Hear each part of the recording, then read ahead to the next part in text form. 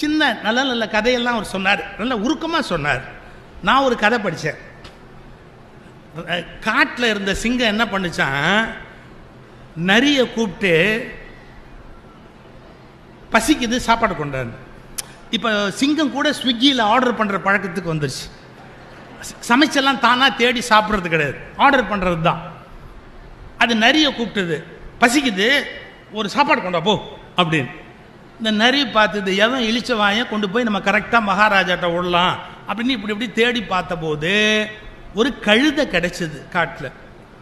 அந்த கழுதை கிட்ட போய் சொல்லிச்சு, உன்னை அரசராக்கிறதா சிங்கம் முடிவு பண்ணியிருக்கு, அதனால நீ வந்து பாரு, உன்னை பேசணும், பேச்சுவார்த்தைக்கு கூப்பிட்டுருக்குது, வா. இந்த கழுதை போலாமா? என்னைக்காவது சிங்கம் அதனுடைய சிம்மாசனத்தை விட்டுட்டு இந்த கழுதையை அரசராக்குமா? ஆக்காது. இந்த கழுதை நினைச்சது, அப்படியா